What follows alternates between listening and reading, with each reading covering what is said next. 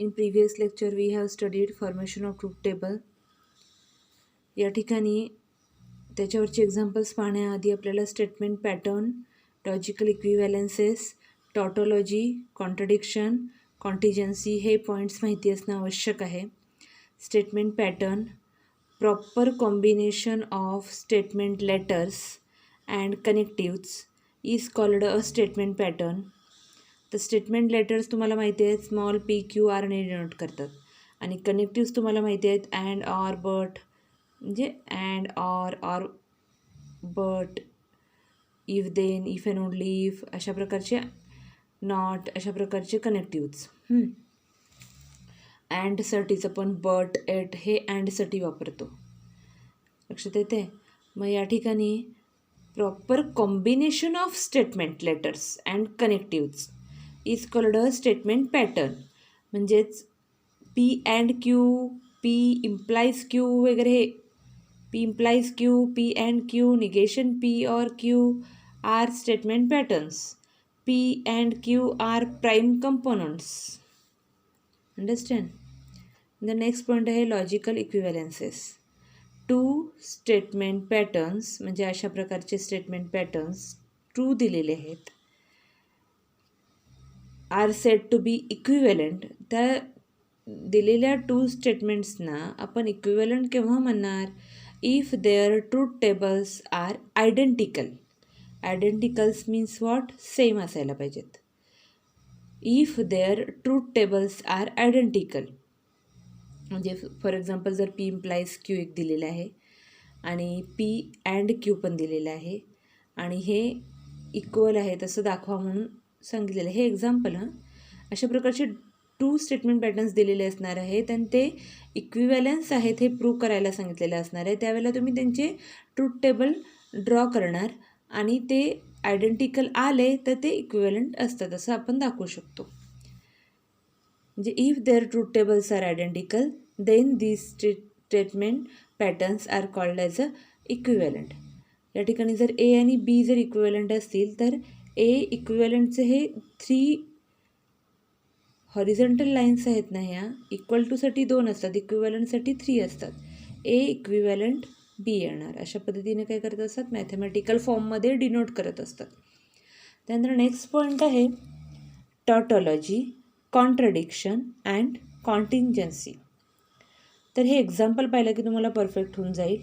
Tautology, a statement pattern whose truth value is true for all possible combinations of truth values of its prime components is called a tautology. We denote tautology by T. म्हणजे दिलेला statement pattern तुम्ही जर त्याचा truth table form केला तर जो last column म्हणजे जो स्टेटमेंट पॅटर्नचा लास्ट कॉलम जो येतो तो जर सगळाच ट्रू आला, true, all entries in that column are true, then called as a tautology. Then the next is contradiction. A statement pattern whose truth value is false for all possible combinations of truth values of its prime components. जर सगळेचे सगळे false आले तर त्याला म्हणतो आपण contradiction. सगळेचे सगळे true आले तर त्याला म्हणतो टॉटॉलॉजी. सगळे फॉल्स आले तर त्याला म्हणतो contradiction. We denote contradiction by C. We denote tautology by small t and contradiction by C. The next is contingency. A statement pattern which is neither a tautology nor a contradiction is called contingency. म्हणजे जर काही identities true आल्या आणि काही false आल्या तर त्याला आपण म्हणतो कॉन्टिजन्सी. तर या ठिकाणी हे एक्झाम्पल सॉल्व करून पाहिलं कीच तुमच्या लक्षात येईल टॉटॉलॉजी कशाला म्हणतात, कॉन्ट्रडिक्शन कशाला म्हणतात, कॉन्टिजन्सी कशाला म्हणतात. स्टेटमेंट पॅटर्न म्हणजे काय? मेन म्हणजे ते एक्झाम्पलमध्ये असतात ते स्टेटमेंट पॅटर्न्स असतात. पी इम्प्लाइज क्यू म्हणजे proper combination of statement letters and connectives. त्यानंतर लॉजिकल इक्विव्हॅलन्सेस म्हणजे जर त्याचे ट्रूथ टेबल्स सेम आले तर त्याला म्हणतात इक्विव्हॅलंट. अशा प्रकारे आपण काय करणार आहोत? आता एक्झाम्पल सॉल्व करणार आहोत. क्वेश्चन 1 आहे, construct the truth table for each of the following statement pattern बघा, या ठिकाणी पी क्यू हे दोन स्टेटमेंट्स इम्प्लिकेशनने कनेक्ट केलेले आहेत, त्याला एक ब्रॅकेट आहे. त्यानंतर अँड, मग क्यू, त्याला एक स्क्वेअर ब्रॅकेट आहे आणि तो पूर्ण होल स्क्वेअर ब्रॅकेट पीशी कनेक्ट केलेला आहे. तर अशा प्रकारे स्टेटमेंट लेटर्स असतात आणि ते अशा वेगवेगळ्या लॉजिकल कनेक्टिव्हजनी काय केलेले असतात, कनेक्ट केलेले असतात. त्यावेळेला ह्याला स्टेटमेंट पॅटर्न म्हणतात. आता तुम्हाला माहिती आहे पहा, मॅथमॅटिक्समध्ये आपण असे 2 or more जर ऑपरेशन्स म्हणजे ॲडिशन, सबट्रॅक्शन, मल्टिप्लिकेशन, डिव्हिजन असे नंबर्स भरपूर आहेत आणि त्याच्यामध्ये एक ॲडिशन आहे, कुठं सबट्रॅक्शन आहे, मल्टिप्लिकेशन पण आहे आणि त्या ब्रॅकेटच्या बाहेर ऑफली कनेक्टिव्ह पण एखादा नंबर आहे. आणि अशा प्रकारचं एक्सप्रेशन तुम्ही सॉल्व करत असताना BODMAS म्हणजे बॉड मास या रूलनुसार तुम्ही सॉल्व करत असता. Similarly in case of this, या ठिकाणी सॉल्व करत असताना सिक्वेन्सनीच जायचं. आता पहिला पी आणि क्यू हा कॉलम मी ट्रूथ टेबल तयार करताना तुम्हाला सांगितलेला आहे पहा. पी आपण दिलेला स्टेटमेंट पॅटर्न काय करणार, ऑब्झर्व करणार, त्याच्यामध्ये किती स्टेटमेंट्स आहेत हे पाहणार. तर त्याच्यामध्ये पी आणि क्यू हे 2 स्टेटमेंट्स आहेत. 2 जर स्टेटमेंट्स असतील तर 4 पॉसिबिलिटीज, म्हणजे 4 रोज येणार त्याचे. तर पी क्यू सेमच येणार, 2T 2F 1T 1F 1T 1F. हे लक्षात ठेवायचं. 2 स्टेटमेंट्स असतील तर हे पॉसिबिलिटीज ह्या लक्षातच ठेवायच्या, 2T 2F 1T 1F 1T 1F. त्यानंतर आपण जर हा स्टेटमेंट पॅटर्न ऑब्झर्व केला तर शेवटीचा कॉलम हा पूर्ण होल स्टेटमेंट पॅटर्न येण्यासाठी आपल्याला आधी ह्याच्यातले छोट्या छोट्या पार्ट्स काढून घेणं गरजेचं आहे. तर या ठिकाणी हा जो ब्रॅकेट आहे एका वेळी आपण एकच काढू शकतो ना, एकच कनेक्टिव्हचं ट्रूथ व्हॅल्यू काढू शकतो. सो पी इम्प्लाईज क्यू हा जो छोटा ब्रॅकेट आहे तो आधी काढून घेतला. पी इम्प्लाईज क्यू लिहून घेत असताना कसं लिहून घ्यायचे आधी कॉलम्स ते पहा. पी इम्प्लाईज क्यू काढून घेणार, मग पी इम्प्लाईज क्यू हे क्यूशी अँड कनेक्टिव्हनी जोडलेले आहे म्हणून नेक्स्ट येणार हा पूर्ण. आधी येणार पी इम्प्लाईज क्यू हा छोटा ब्रॅकेट, मग त्या पी इम्प्लाईज क्यूला अँड कनेक्टिव्ह आहे क्यू हा येणार नेक्स्ट. त्यानंतर हा पूर्ण होल ब्रॅकेट पीशी इम्प्लिकेशनमध्ये आहे मग तो येणार पूर्ण हा होल ब्रॅकेट इम्प्लाईज पी येणार. ओके, सोडत असताना पहा हे आधी कॉलम राईट डाऊन करून घ्यायचे स्टेटमेंट पॅटर्नवरून. आधी आतमधले पार्ट, मग त्याच्या बाहेरचं, मग तो पुन्हा त्याच्याशी कसा कनेक्ट आहे हे. अशा प्रकारे काय करायचं आपण आधी एक कॉलमची नेम्स लिहून घ्यायचेत आणि मग काय करणार त्याच्या ट्रूथ व्हॅल्यूज त्या ट्रिक्सनुसार काय करणार आहोत आपण इथं ड्रॉ करणार आहोत. तर या ठिकाणी 2T 2F 1T 1F 1T 1F हे ठरलेलं आहे. पी इम्प्लाईज क्यू इम्प्लिकेशनमध्ये ट्रिक आहे TF is F otherwise true. आता ह्या बघा या ठिकाणी आपण ऑब्झर्व करणार दोन्ही कॉलम्स पी आणि पी इम्प्लाईज क्यू आहे म्हणजे पी आणि क्यूचे कॉलम्स ऑब्झर्व करणार आणि TF इज F यायला पाहिजे म्हणजे TF इथं आहे का, नाही, इथं आहे का, आहे. मग TF इज F लिहायचं. अजून कुठं आहे, इथं आहे का, नाही, इथं आहे का, नाही, म्हणजे TF इज F फक्त आधी लिहायचं आणि मग बाकीचे येणार ट्रू अदरवाईज टी. त्यानंतर नेक्स्ट आता हा ब्रॅकेट आणि क्यू याच्यामध्ये हा ब्रॅकेट आणि हा क्यू याच्यामध्ये काय आहे अँड हे कनेक्टिव्ह आहे. कॅप काय सांगतं आहे TT is T otherwise F. मग हे 2 कॉलम ऑब्झर्व करायचे आपण, हा आणि हा हे 2 कॉलम ऑब्झर्व करणार आपण. TT इज T, TT कुठे आहे बघायचं, TT इथं आहे, TT इज T आलं, इथं आहे का, नाही, इथं आहे का, आहे, म्हणून पुन्हा TT इज T. तेवढंच जे ट्रिक्स आहेत तेच आधी लिहून घ्यायचे. TT is T, TT is also T, TT is T आणि अदरवाईज F. बाकीच्या ठिकाणी काय पण असलं तरी काय येणार, एफ येणार. फक्त टी टी असेल तिथंच टी येणार, कारण इथं काय आहे, कॅप आहे. त्यानंतर हा पूर्ण होल स्क्वेअर ब्रॅकेट पी शी परत इम्प्लिकेशन आहे पहा,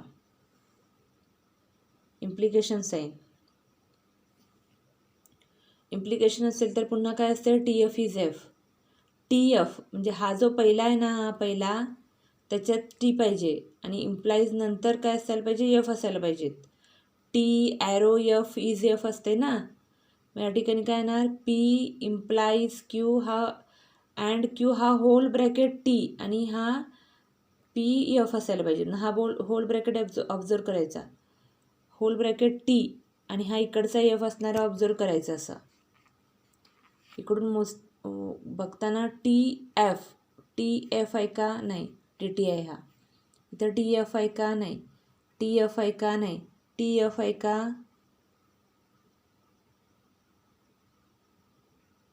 हा पूर्ण ब्रॅकेट आणि पी पी, हा क्यू नाही, सॉरी, टी एफ आहे का, नाही, हा टी एफ आहे का, नाही, हा टी आणि हा एफ पीचा आहे बघा. मग हा टी आणि हा एफ येणार एफ, जे T F is F otherwise T. लक्षात येते, हा ब्रॅकेट आणि पीचं आहे, पीचं पी पी, हा ब्रॅकेट आणि पी, हा ब्रॅकेट आणि पी याच्यामध्ये इम्प्लिकेशन आहे. म्हणून ऑब्झर्व करत असताना आपण काय करणार, T F is F, T F is F otherwise T.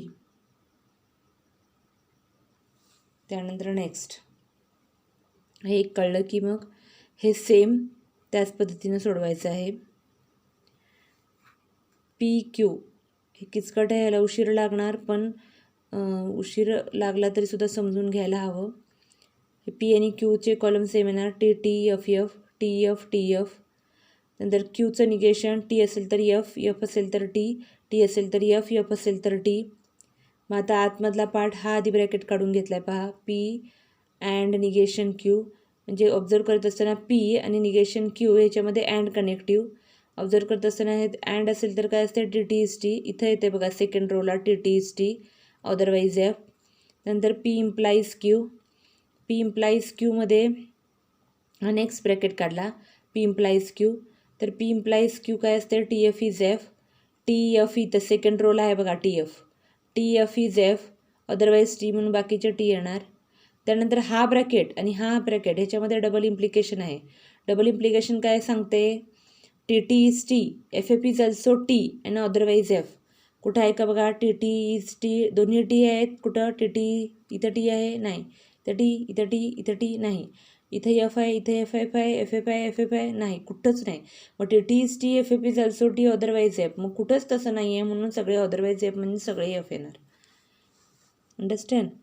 त्यानंतर next is the most important, because here 3 statement patterns are there, P Q R. जर 3 स्टेटमेंट पॅटर्न्स असतील तर पॉसिबिलिटीज 8 येणार पहा. 2 असतील तर 4 येते, 2 स्क्वेअर. आणि 3 असतील तर काय ना 2 क्यूब, किती येणार मग 8 येणार. मग या ठिकाणी पी पहिला पी सिक्वेन्स लिहायचं, पी क्यू आर. पी येणार टी टी टी टी म्हणजे 4T 4F. तसं मग अशी 2T 2F होतं ना, तसं 4T 4F येणार. क्यूला काय येणार 2T 2F 2T 2F. आरला काय येणार 1T 1F 1T 1F 1T 1F 1T 1F. लक्षात येत आहे बघा, पुन्हा एकदा लक्ष द्या. 4T 4F 2T 2F 2T 2F आणि आर येणार 1T 1F 1T 1F 1T 1F 1T 1F. त्यानंतर क्यू इम्प्लाईज आर सांगितलेला आहे पहा. आधी छोटे छोटे पार्ट काढायचे. हा स्क्वेअर ब्रॅकेट जो आहे त्यातला क्यू इम्प्लाईज आर आधी काढून घेतला. इम्प्लिकेशनमध्ये काय असते, T F is F, Q आणि आर. क्यू आणि आरमध्ये इम्प्लिकेशन आहे म्हणून क्यू आणि आरचे टेबल्स कॉलम्स तुम्ही ऑब्झर्व करून घेणार.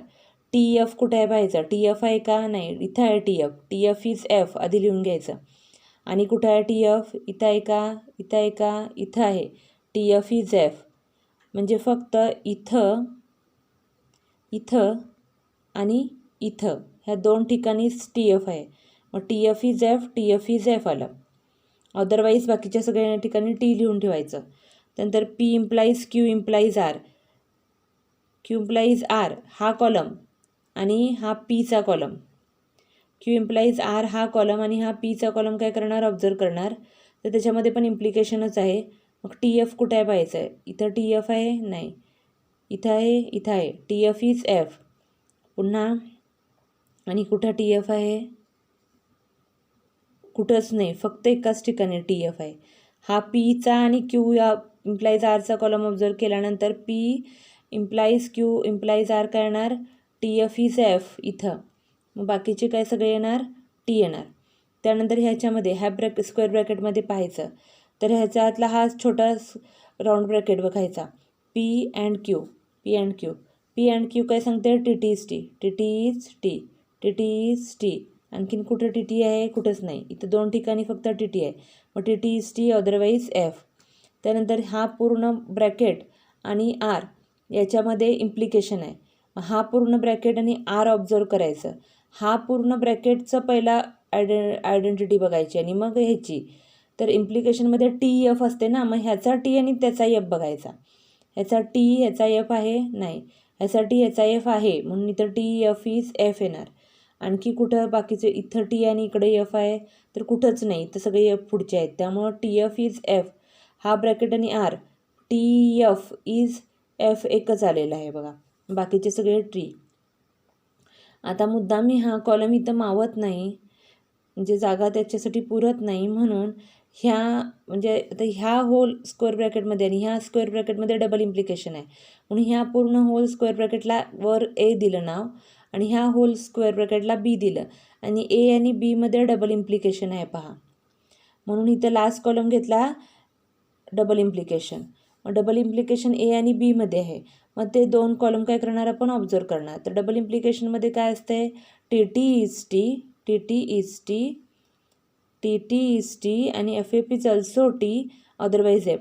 दोन्ही ठिकाणी टी आणि हे बघा दोन्ही ठिकाणी टी आहे, दोन्ही ठिकाणी एफ आहे, दोन्ही ठिकाणी टी आहे, दोन्ही ठिकाणी टी आहे, दोन्ही ठिकाणी टी आहे, दोन्ही ठिकाणी टी आहे, दोन्ही ठिकाणी टी, दोन्ही ठिकाणी टू टी, म्हणजे टी टी इज टी आणि F F is also T, म्हणून सगळे टी आले.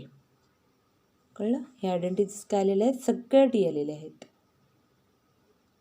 अशा प्रकारे आपण स्टेटमेंट पॅटर्न दिलेला असेल तर त्यावेळेला आपण त्याचे ट्रूथ टेबल फॉर्म करू शकतो. अंडरस्टँड. आता बघा ह्या ठिकाणी हे तुम्हाला समजले असे गृहीत धरून आपण या ठिकाणी थांबूया आणि पुढचा पार्ट जो आहे लॉजिकल इक्विव्हॅलन्सेस, टॉटोलॉजी, कॉन्ट्रडिक्शन हे आपण पुढच्या पार्टमध्ये पाहूयात. Okay, thank you.